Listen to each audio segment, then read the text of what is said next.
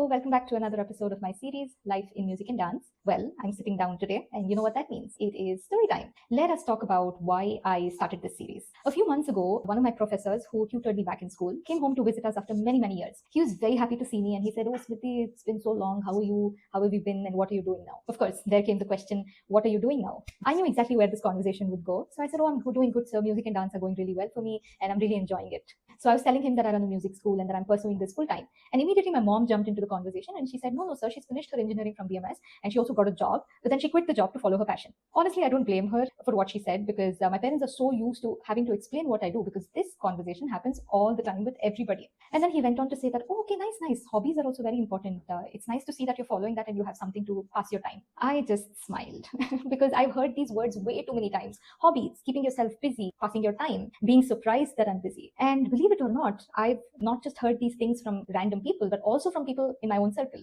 And yes, I completely understand. I have chosen an unconventional path. Nowadays, of course, it's the norm, but 5 years back, things were different. And I'm happy to explain and I'm happy to tell people what I do.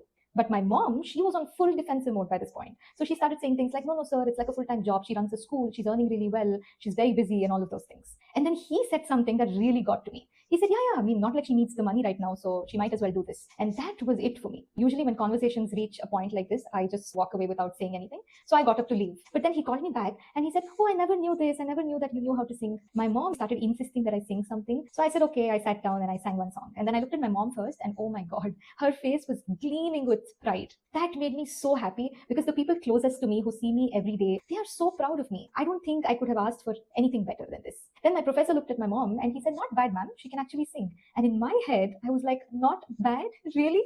I've spent all these years going to classes, learning, practicing, working on my voice, and building a life around this. And he said, "What? Not bad?"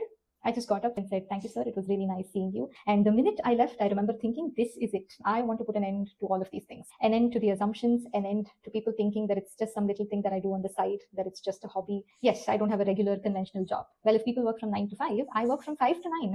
I wake up with my own to-do list every single day. I plan my entire week's schedule. I have no boss telling me what needs to be done, or I have no colleagues who are handing me a task list. And I do all of this not because somebody tells me to do it, but because I want to do it. And that's what makes this so fulfilling. And obviously, it's not always easy. There are days when I'm completely exhausted, days when things don't work, and days when I wonder how easy it could have been if I just had a boss who gave me a list of tasks and said, "Okay, this needs to be done." I am so proud of the life that I have built. I'm happy, I'm content, and I know that I have built this for myself. So yeah, this is actually why I started the series. I wanted to show people what my life really looks like. And now, of course, I've given myself one more task, making videos, editing them, writing captions. But I'm loving it. As I always say, I can't wait to share more with you all. So see you in my next episode. Bye.